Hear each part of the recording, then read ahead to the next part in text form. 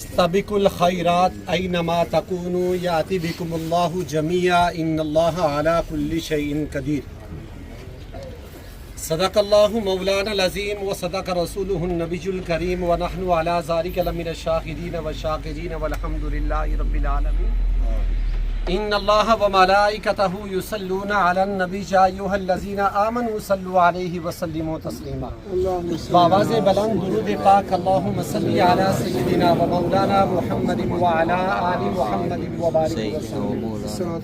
الصلاة والسلام عليك يا سيدي يا رسول الله وعلى آلك وأصحابك وسلم عليك يا محبوب رب العالمين. معزز سامعین ذی وقار، قرآن کریم فرقان حمید کی آیہ مقدسہ جو چند الفاظ تلاوت کیے گئے ہیں، اللہ رب العزت ارشاد فرماتے ہیں فاستبقوا الخیرات، کہ نیکیوں میں کیا کرو کہ سبقت حاصل کرو، ایک دوسرے سے بڑھ کر نیکی حاصل کرنے کی کوشش کرو. اینما تکونوا یاتی بکم اللہ جمیعا، اور تم جہاں کہیں بھی ہوں گے نا، تمہارا نیک اعمال اور جو نیک اعمال تم کرتے رہے، نیکیوں سے ایک دوسرے سے سبقت حاصل کرتے رہے، بڑھ کر ایک دوسرے سے آگے بڑھنے کی نیکیوں میں جب تم کوشش کرتے رہے، تو یہ نیکی کیا ہے؟ اللہ کی رضا کے لیے جو کی جاتی ہے نا، تو اللہ تبارک و تعالی اس نیکی کا جزا، اس نیکی کی جو اللہ اس کا اجر انسان کو عطا فرماتا ہے. انسان جہاں کہیں بھی ہوگا نا، اللہ اس تمام لوگوں کو جمع کر کے ان اللہ علی کل شیء قدیر، اللہ اس چیز پر قدرت رکھتا ہے، ان نیک اعمال کی جزا اللہ تبارک و تعالی انسانوں کو عطا فرماتا ہے. سبحان اللہ. انسان کی زندگی کی سب سے بڑی حقیقت کیا ہے؟ سب سے بڑی حقیقت کیا ہے؟ کہ ہم نے ایک دوسرے کے سے جدا ہونا ہے. ہم اپنے پیاروں سے ایک نہ ایک دن جدا ہوں گے. چاہے باپ ہے، باپ اولاد سے جدا ہوگا، ماں اولاد سے جدا ہوگی، بھائی بھائی سے جدا ہوگا، ایک مسلمان دوسرے مسلمان سے جدا ہوگا. زندگی کی سب سے بڑی حقیقت یہ ہے کہ ہم ایک دوسرے سے ضرور جدا ہو جائیں گے. جب کوئی انسان اپنے پیاروں سے جب جدا ہوتا ہے نا، تو اس کی یادیں بڑی شدت کے ساتھ انسان کو تڑپاتی رہتی ہیں. انسان سب کچھ چاہ کر بھی اس کو اپنے اس دنیا کے اندر واپس نہیں لوٹا سکتا. تو لہٰذا یہ شفقتیں، یہ محبتیں، یہ نیکیاں انسان کو اس کی زندگی کے اندر کرنی چاہیے. ہمارے محترم ڈاکٹر صاحب بڑے ہی اچھے انسان تھے، درد دل رکھنے والے انسان تھے. ان کا شعبہ بھی ڈاکٹری کے ساتھ تھا. جب بھی کسی کو کوئی ضرورت پڑتی ان کی، جب کسی کو کوئی تکلیف ہوتی، رات ہو یا دن، جب بھی ان کو کوئی پکارتا تو اس وقت فوراً یہ حاضر ہو جاتے. آج ہر ایک انسان کو اللہ شفاعت و خدا تعالیٰ دینے والی ذات ہے، لیکن اللہ کسی کا ایک سبب بناتا ہے، کوئی وسیلہ ہوتا ہے. لوگوں کو شفا کا ایک ذریعہ جو آپ یہ دعا کے ذریعے لوگوں کو گھر گھر تک جا کر پہنچاتے تھے، آج یہ اس دنیا کو چھوڑ کر سب کو یہ پیغام دے کر جا رہے ہیں کہ میں جب آج خالی اس دنیا سے خالی ہاتھ جا رہا ہوں اور تم نے بھی خالی ہاتھ آنا ہے. تو زندگی کیسے گزارو؟ زندگی ایک دوسرے کے ساتھ بہتری، ایک دوسرے کے ساتھ نیکی اور ایک دوسرے کو خوشی پہنچانے کے ذریعے تم زندگی گزارو گے تو اللہ تعالیٰ اس کا اجر تمہیں دنیا میں بھی عطا فرمائے گا، آخرت میں بھی. ایک آخری بات، جب کوئی انسان دوسرے انسان کے لیے خوشی کا سما پیدا کرتا ہے نا، خوشی پیدا کرتا ہے نا، تو اس خوشی کے بدلے میں اللہ تبارک و تعالیٰ ایک فرشتے کی تخلیق فرماتا ہے.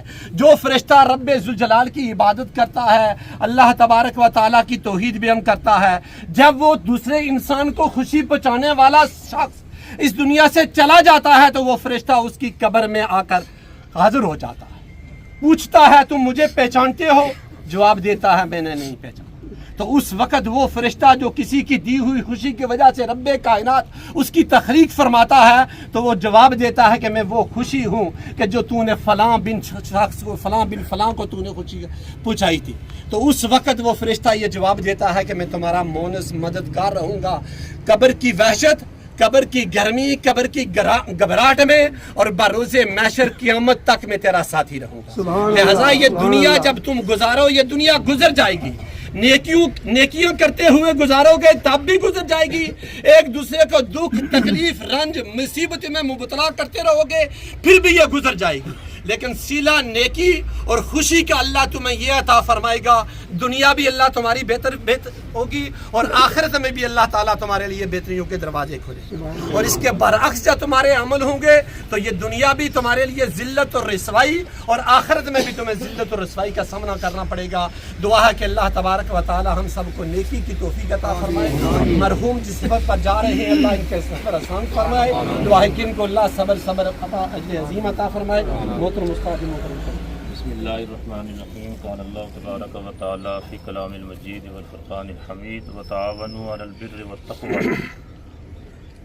قال النبی صلی اللہ علیہ وسلم خیر الناس من ينفع الناس، او کما قال النبی صلی اللہ علیہ وسلم ان اللہ وملائکتہ یصلون علی النبی یا ایھا الذین آمنوا صلوا علیہ وسلموا تسلیما۔ اللہم صل علی سیدنا صلاۃ و سلام علیک یا رسول اللہ۔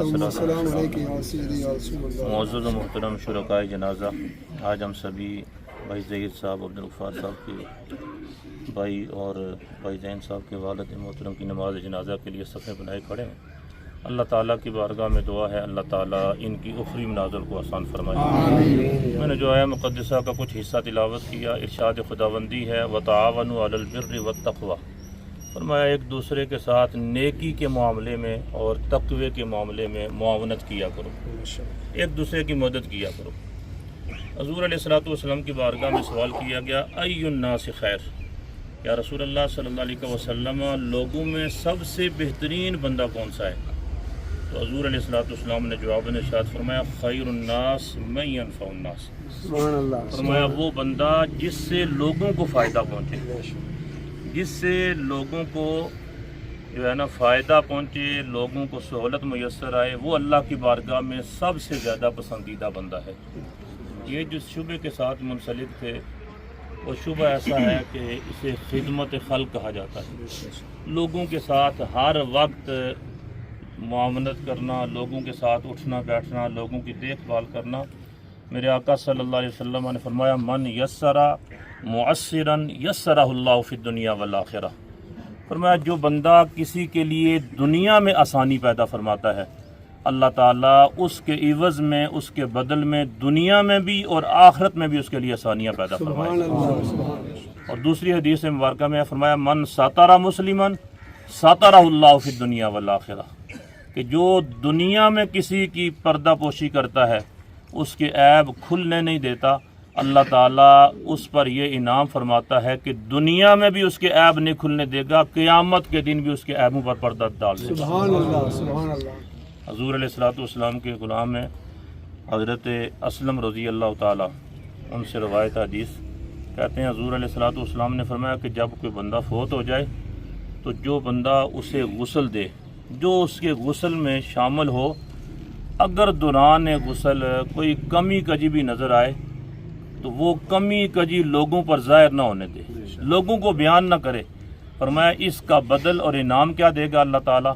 فرمایا اللہ تعالیٰ قیامت کے دن ہر ایک کو اپنی اپنی پڑی ہوگی، وہ بندہ جو کسی میت کے عیب کو چھپانے والا ہے اللہ تعالیٰ اس کی 40 مرتبہ بخشش فرمائے گا۔ سبحان اللہ سبحان اللہ۔ یعنی یہ مرنے کے بعد بھی اللہ تعالیٰ بندوں کے پردے رکھنے والا ہے اور اللہ تبارک و تعالیٰ بندوں پر انعام فرمانے والا ہے۔ تو اس واسطے یہ بات ذہن میں رکھیں کہ دنیا میں جب بھی رہیں، جتنا اللہ تعالیٰ نے آپ کو وقت دیا ہے ایک دوسرے کے ساتھ حسن سلوک، یہی چیز آپ نے ساتھ لے کر جانی ہے، کیونکہ سیدنا ابو ہریرہ رضی اللہ تعالیٰ عنہ فرماتے ہیں حضور علیہ الصلوۃ والسلام نے فرمایا جس بندے کے ساتھ اللہ تعالیٰ دنیا میں بلائی کرنا چاہتا ہے اسے اچھے اخلاق عطا فرماتا ہے۔ سبحان اللہ سبحان اللہ۔ اس واسطے یہ اچھے اخلاق جو ہیں اپنے ساتھ لے کر جائیں، اور یہی اچھے اخلاق مرنے کے بعد بھی آپ کے کام آئیں گے، اور مرنے کے بعد میت کے لیے ہمیشہ اچھے تاثرات، اچھے خیالات کا اظہار کیا کریں۔ اللہ تبارک و تعالیٰ ان کی اخری منازل کو آسان فرمائے، ہم سب کو فکر آخرت کی توفیق عطا